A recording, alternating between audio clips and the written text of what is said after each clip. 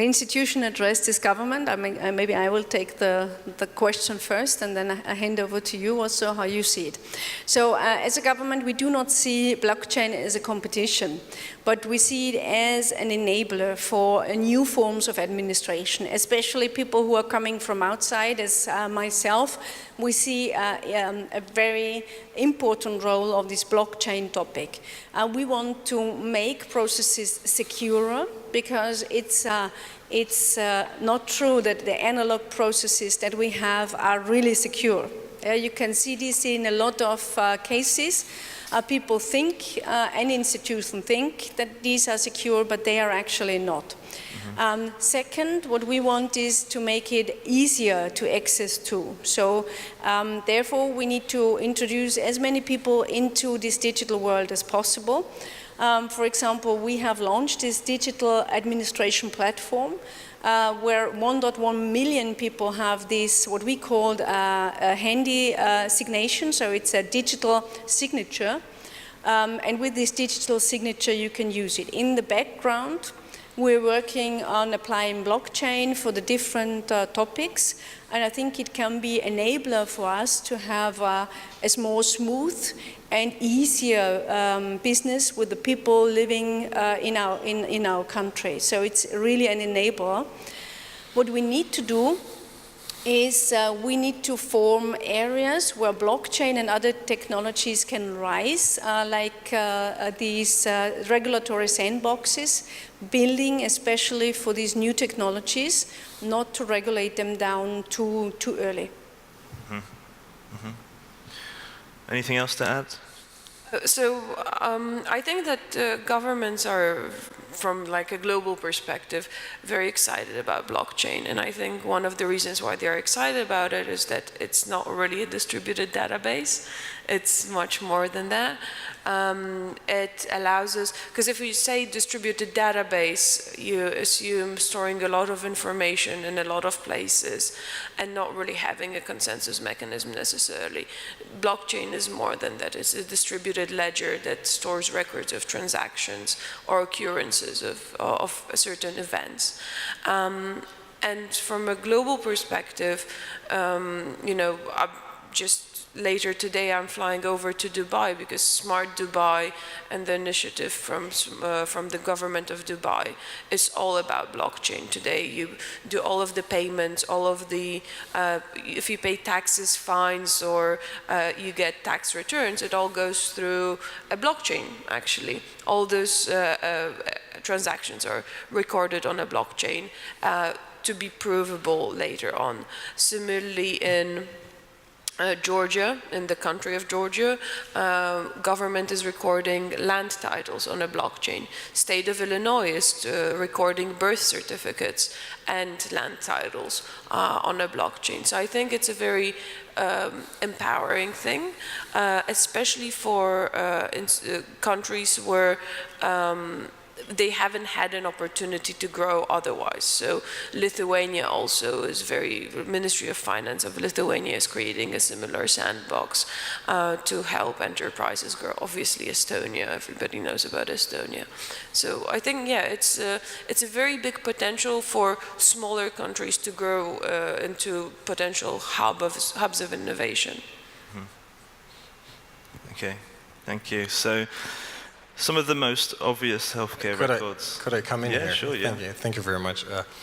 At the European Commission, we see blockchain as a very innovative, key enabling technology that has the potential to change our lives as internet did decades ago.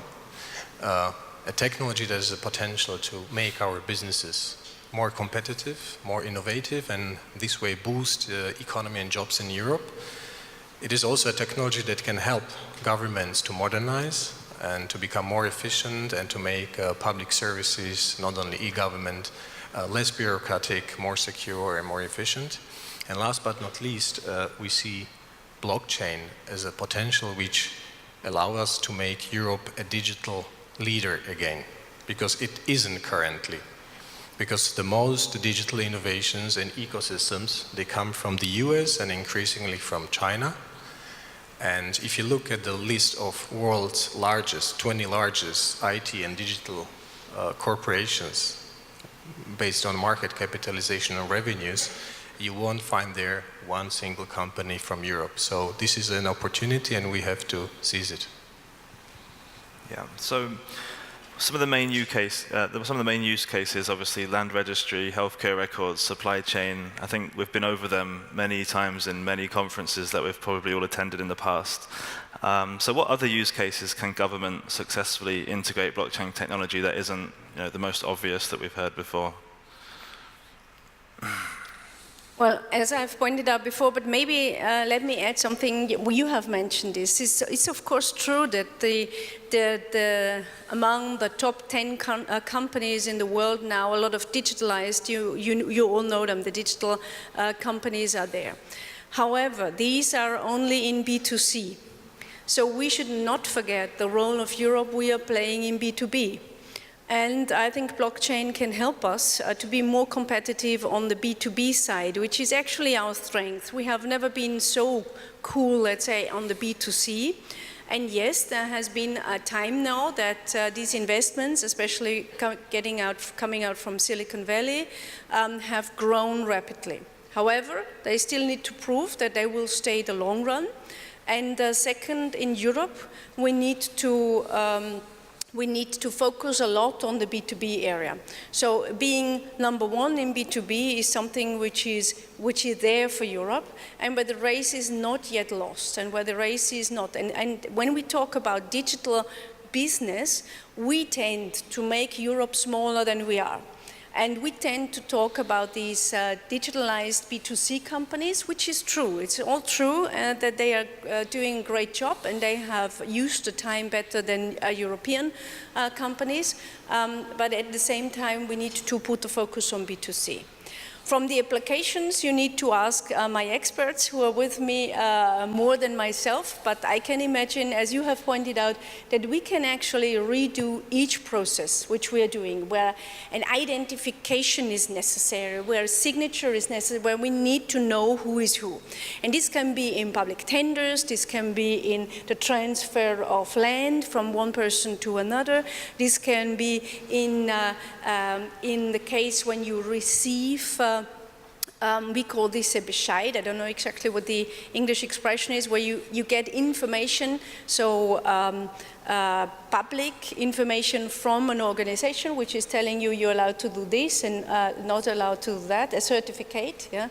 And this is something which we can apply through all our legislation. Will it change our administration? Yes. Should it change our administration? Yes. Because looking at also the democracy, the demography of our people working in public sector, we have an aging society, as we have in whole Austria and in a lot of European countries, and we will have not enough resources and skilled people for the future to increase the service level. So we need to apply new technologies to not only keep the service level that we have, but to increase it and to make it less difficult to access the certain public processes. And this is, first I said, we are moving from mobile government to e-government. Of course, it's the other way around. To those who have listened carefully, it's of course from e-government to mobile government. This is what we're doing. So, and putting this mobile first, and you put everything on the mobile devices, of course you need more security. And blockchain will help us with all these questions we have. And the taxes, you mentioned that, everything we can do in this area is almost everything can be solved. But we need to investigate even more, look at best practices around the world and copy with pride. I think blockchain can be employed basically in any kind of government records, from land registry to medical records to identity management or social security transfers, tax collection. So I think the land registry is maybe a very interesting case, because it shows that not only the advanced economies, rich economies can use blockchain, but also countries like Ghana, Kenya, or Nigeria have already now blockchain-enabled land registers, and this shows the opportunity and the market also for you, for your business. And we at the European Commission, we are very intensively exploring ways how to employ blockchain in tax and customs to increase tax compliance and fight tax fraud, tax evasion. We see that a number of member states in this area have major challenges and potential to increase tax revenues, to have more revenues, to invest in better education, better healthcare, and so on. Yes, so there is big potential. So I think that blockchain in general makes sense in two cases. If you have a lot of devices, a lot of people, a lot of interactions, you're basically building a trust network. And that's where blockchain helps, because it serves as that single point of truth, single point of origin, where you can attest to all the information and you can trust it. On the other hand, it also helps when you have parties involved where you need basically a transparency network. So you need auditability, you need immutability, you don't want to remove data. You want to be able to very easily see what happened when and why. And I think government is basically both of those, like any government has both of those use cases almost all the time. Different offices have to interact with each other. They don't effectively trust each other, like they, by law and by hope they should, but also, all of this is prone to human error.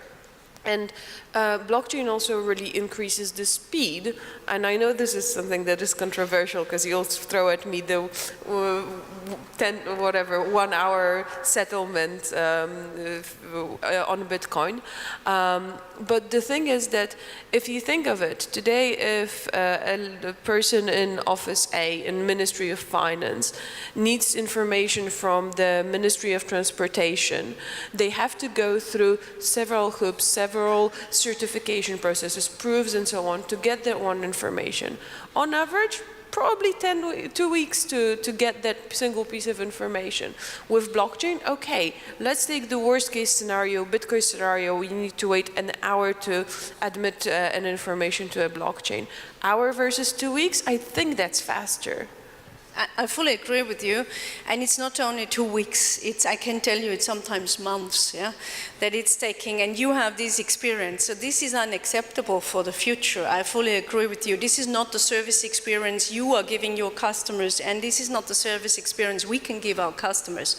So there's one idea I wanted to raise and bring up to you also, and also to you, is what we are discussing at the moment is how can we implement the so-called once-only principle into reality, because this is a principle especially important for companies. I give you an example, and I'm sure this is increasing in Europe even more, is that Austrian companies have the need to give 230 million informations to public authorities a year, 230 million. On average, they fill in 55 fields, and there it's really not important if it's analog or digital, because it's the same way, and sometimes the digital processes are copying the analog processes. And this will cost Austrian economy and government 4.3 billion a year. So we have a situation where both sides are not satisfied. This once-only principle, we want to combine it with blockchain. What does it mean? The idea is that companies give their information into a secured area, they give their important information, and then they provide the different authorities with the permission to take the data when necessary. So I have an input once only, and then the different government authorities, be it on the city side, the countryside, or the government of whole Austria side, take the information they need for the respective process. And this will change the way we deal with each other, because this is something which We want to combine the blockchain with one's only principle, and where whoever is here in this room has ideas to help us on that, how to implement it, please feel free to contact us, to give us the ideas, to work with us, because I think this is a key for deregulation. This will help the businesses in Austria, at least most, and hopefully will be copied, or maybe it's existing in other countries already. We want to especially implement this. I think this is key to deregulating for companies.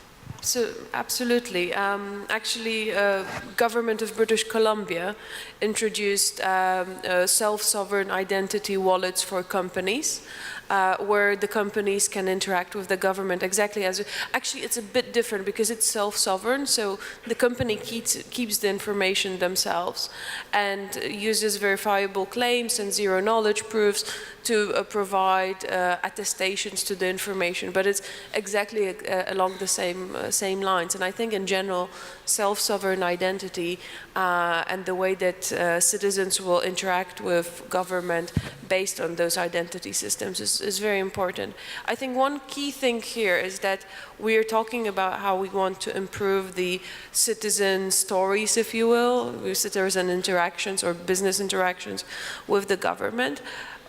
One of the key ways to do it is to hide blockchain from everybody. The user experience can't be that they are experiencing blockchain. They should just experience smoother services.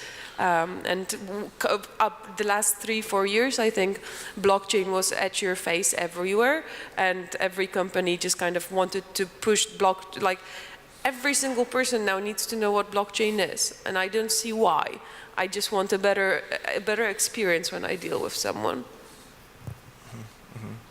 So I think it's important when we're talking about regulation that we separate cryptocurrencies, ICOs, and blockchain for businesses. So what different regulations are required for cryptocurrencies as opposed to blockchain?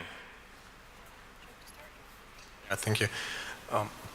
Yes, I think when speaking about cryptocurrencies, I think they obviously have their advantages and undeniable functions, but they prove to be extremely volatile in price.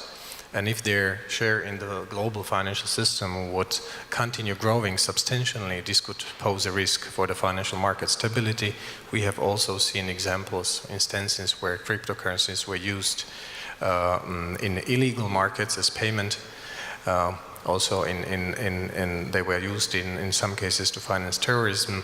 The international currency offerings are also prone to scams. So I think it's important to ensure consumer protection, investors protection, transparency, and therefore regulators as concerns cryptocurrencies have to be very prudent. They are monitoring the situation when necessary, issuing warnings or guidelines, and as a last resort, if necessary, regulate. But I think the most of the regulatory initiatives concerning blockchain focused indeed on finance and financial services, but as concerns blockchain in business, I think most of the governments active in blockchain policy, they are trying to create an enabling environment. They are promoting blockchain innovation. They are looking at ways how to reduce barriers and encouraging their startups and businesses to use blockchain technology as a way to become more innovative and competitive. And yes, I don't think, to sum it up, I don't think that regulation poses a big risk for companies that want to embrace blockchain. And as concerns cryptocurrencies, I think we need to wait and see which future holds for them in terms of regulation. Yes, I totally agree. I think that cryptocurrencies are very important to regulate. Also because they won't get wider adoption if they are not widely regulated, and regular businesses don't feel comfortable. Because today we are in kind of a gray zone when we know they are okay, but well, what if the government starts regulating them and they become not okay? So I think in that case, having a law in place will make the situation at least clear. Maybe it won't be the ideal situation from a Bitcoin maximalist or Ethereum maximalist, but it will be at least clear what we can and cannot do.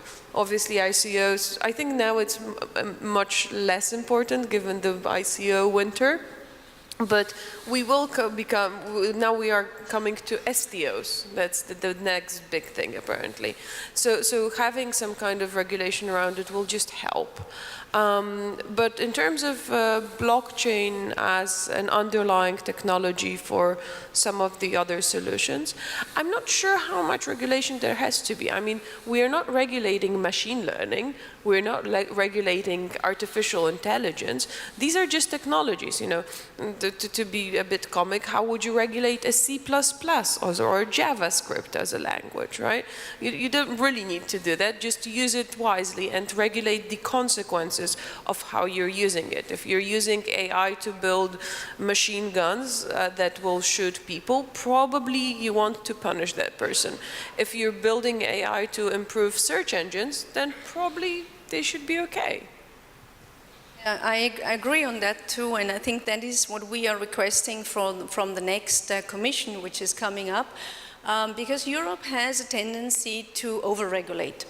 And especially with the new topics, and I'm coming from the IT industry, therefore I have experienced that great European IT companies have just disappeared because regulation was so tough and the conditions were challenging.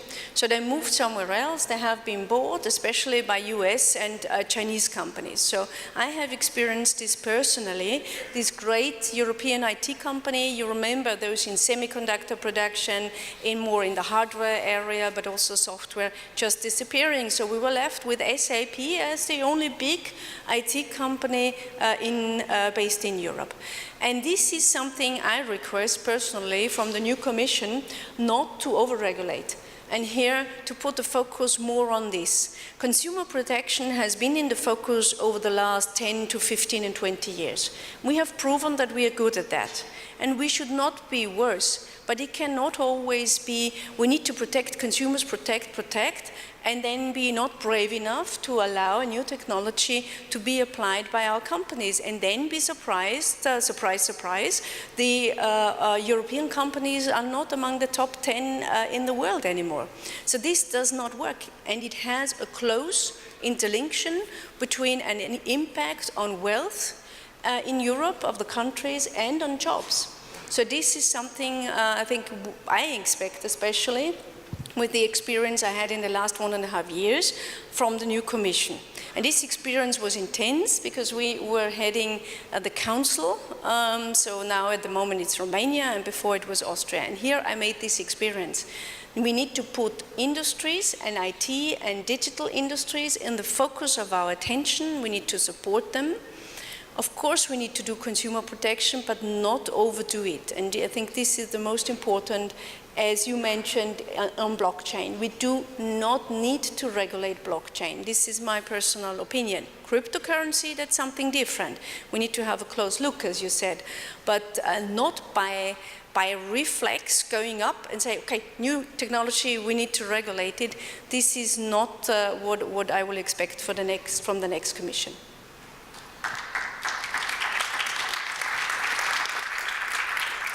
If I may come in here to respond briefly. Absolutely, I think we agree. We are currently, as concerns blockchain, in an exploratory mode. We are looking at ways how to enable blockchain to be taken up by the industry, by governments. We have spent in last 3 years 100 million on research and innovation and demonstration projects in blockchain, and in the context of the future EU budget and the future financial framework for the period 2021 and 27, we have proposed a new Digital Europe program in which we are planning, which is worth 9 billion, and we hope it will be approved by member states. And blockchain is a big research priority and investment priority in this program. And of course, regulation, sometimes I think it's necessary. We sometimes need to regulate to actually dismantle and reduce obstacles. I think the digital market, the digital single market is a good example where we regulate to actually to reduce barriers across borders so that we have this European scale, so that the business can grow and don't need to go to Silicon Valley to scale up. And also, I think standardization and interoperability issues are a good example where you need to regulate to actually enable the technology to grow. Yeah. So I would say that obviously China has been banning cryptocurrencies, ICOs, or investment from the people itself. But they are one of the forerunners in integrating blockchain technology in business. From what I've seen, I think it's Alibaba and a number of other companies that have been integrating blockchain. So what do you think that we can learn from other jurisdiction governments that we can replicate here across Europe? To be daring. I think that the way that I see it is that, as I mentioned, smaller governments or China, which kind of wants to catch up and wants to dominate. So the ones that have nothing to lose, basically, are the ones that are very excited and really doing a lot within blockchain, because, well, worst case, they'll end up in the same position they were at. But I think that allowing companies to grow and to experiment and to encourage innovation, and not being afraid that something you lose control, because I think we are already at the stage where we realize that companies and businesses need governments. It's very rarely the case that we are trying to do like the massive tax evasions and all of that stuff. We try to do businesses correctly. So that is something that is important. And that encouragement will also benefit the income, or the national income. Yeah, China actually adopted a new set of blockchain rules for blockchain service providers in January, but I think it was partially motivated by the very strict internet censorship in China, and I don't think this is something that should inspire us, because blockchain, thanks to blockchain, this censorship has been bypassed in recent years. But as I said, I don't think this should inspire us. But what we see is actually that China distinguishes rigorously between cryptocurrencies, crypto assets, and blockchain in business in general. While on the crypto assets, towards crypto assets, they're very hostile. They see it as a risk to their political stability and economy.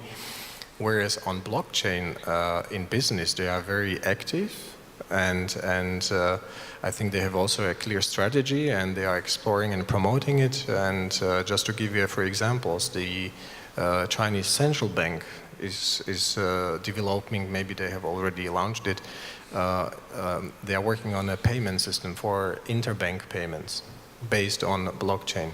The Chinese Supreme Court early this year published a new set of rules confirming that blockchain is an approved and valid method of registering, of storing and verifying digital evidence. So I think China is aware of this opportunity, and they are moving ahead. Mm-hmm. Mm-hmm. So for those of us that may have missed. Okay, you want to add one more thing? Well, I just wanted to add one thing that it isn't the case now, but if I could make a wish, I wish this could be the case, is that blockchain would encourage more collaboration between governments. Something that blockchain is really good at is creating a peer-to-peer network. So having those peers that collaborate and work together is a very, something that could be really beneficial if we could start working cross borders and across governments, especially, given European Union, and, I live in England, so for me it's Brexit time, which is great. So actually overcoming things like that and looking at how this technology can support movements against Brexit, that would be really great. I also think that, especially for a continent which is that diverse as Europe is, and it's good that we are diverse and we are different, we want to keep this, but at the same time we could use blockchain as a method to cooperate more. I fully agree with you. And concerning China, I've been to China several times in the last year and will go there in November again. I think what we can learn in Europe is this general happiness, I would call it, under brackets, which with the new technology is welcome. And this is more spread across, of course, in China or in Kenya and other rising countries in Africa where the population is very young. I think this is a topic of aging of our population. And here again, we need to explain a lot, we need to discuss a lot, and we need to get outside the borders of a blockchain community. We need to explain to everybody what's the benefit in it, and this by examples. They don't need to understand the technology. I'm fully convinced that you are right in this aspect. We need to do not discuss with everybody, is there blockchain technology behind? But we need to show them the benefits of it. And when we do this, we also need to always remind everybody, yeah, this is due because we have the new technologies, because it's changing our lives to the better. I was born in the mountains of Tyrol, and guess what? I would not love to have been born 150 years ago there, because I would not be here. I would not have learned what I have learned. I would not have the life, the quality, the health, with all the advances we had in the last 100 years. So we can trust in this. I was talking about this trusting digital society. We can trust that we can make the good things out of it. And here, what we do not want is the bad sides of it, and this we can decide. We do not want social credits as they are being built up with the help of different technologies in China, because this is not according to our values. So what we need to combine is the values we have in Europe of freedom, of democracy, of diversity, and together with the technologies that will help us to overcome the borders that we have inside and the different systems, because we do have a history of different systems, and I think technology like blockchain can help us to overcome these borders. So for me personally, I mean, I really love the idea of election voting using the blockchain. I mean, obviously the EU, promotes democracies. So do you think one day we could see a requirement of all member states of the EU to use blockchain for its election voting? Me personally, I also like very much the idea of a blockchain-enabled voting or elections. Yeah, but I think we should not insist or prescribe to member states how they should vote, how should they organize the voting process. This is more to their constitution and electoral rules. But I think what we care about is our fundamental principles, and that is to make sure that elections are democratic, fair, that everyone can vote and stand in as candidate, and clearly I like the idea because I believe it could empower citizens by allowing them to hold a record of the voting process. It could bring closer to citizens the political decision making, but we need to respect the fundamental values, and here is also crucial that blockchain-enabled voting or elections, they have to be reliable, they have to be also anonymous and accessible to everyone. And here I think there is one challenge, because in order to be accepted, understood by everyone, I think currently blockchain may be to some voters too complicated, and this could compromise the legitimacy of the outcome, especially if they are not happy with the person who won or with the outcome of the elections. But certainly I can imagine that in midterm we will see more and more blockchain-enabled votings and elections, because I mean there have been already many successful cases of internal elections among shareholders or in political parties. And as the society will evolve and become more digitized, and as the technology will become more mature, I'm sure that we'll see more and more e-votings. Thank you. Well, I think that in principle, blockchain-based voting is great. There's this nice saying that in theory there's no difference between theory and practice, but in practice there is. And I feel like this is something that is with blockchain voting today. In theory, great idea, spot on, and we see implementations of it in like boardroom voting and so on.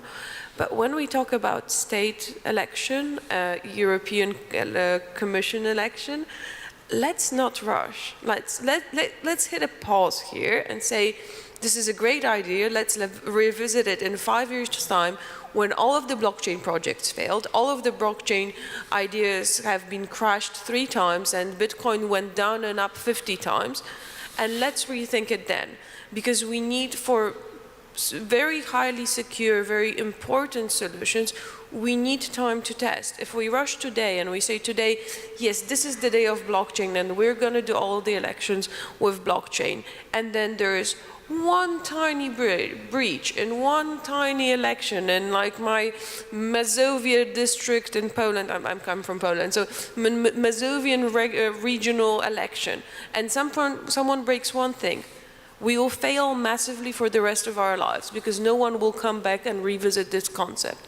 So let's not rush with very serious applications of blockchain. Now let's test it with some less significant ones. You're completely right. We have so many topics to solve before we move on to election. Never forget, this is a highly political question, and there will be influences which has nothing to do with the technology itself, but with the political situation in certain regions, countries, or even in Europe. So I completely agree with what the two of you have said, that we do not need to rush in this, and that there are other many topics we can solve in practice which can help us to make their lives easier for companies and people and to build up the trust. Again, we are in the field of trust and competencies, and here we still have a lot to do. We need to build up the trust and we need to build up the competencies. Because the competencies, the digital competencies are not always there. I give you an example. We have just launched this digital platform and we have put this in action. And a lot of people who have this digital signature know well that the signature in the digital world, we call it a Handysignatur, is the same as in the real world. And guess what? A member of the parliament thought he would be very funny to move from one place to another, actually to our ministry, and abuse this instrument, something which he himself has been agreed in parliament. So it was agreed anonymously in the parliament, but still he thought it'd be very funny to break the Austrian law, to break a law which nobody else would be allowed to break because he's how you call this, anonymous or anonymity. He cannot be chased because he's member of the parliament. And this example shows me exactly that we have still a lot to do to make the awareness, and not among the young people, because this was not a young person, it was a lawyer who was doing it on purpose. And so this is something which shows me that when we get into the digital world and we suggest some reducing bureaucracy, because this was the tendency, that we want to reduce bureaucracy, we also need to build up this trust between the governments and the public authorities and the people. I trust a lot, and people are not misusing it. And third, the digital world is safer than the analog world, because we know exactly who he was, and we find out exactly, even if he thinks he's funny and doing it in the newspapers. This is something which we need to teach still, that the digital world, this digital world is the same as the real world. There is no digital world and the real world. It is the same. If you're saying something to somebody in the digital world, it is the same as if you would say it in front of the person.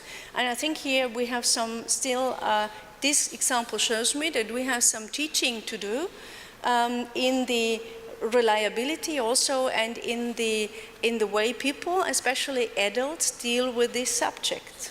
So I also think let's wait a little bit it's too early and it's too political. Let's concentrate on the topics which we can solve and show that there is a common benefit for all.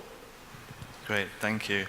I believe we're running out of time for this panel, so would everyone please give a round of applause for our esteemed panelists today?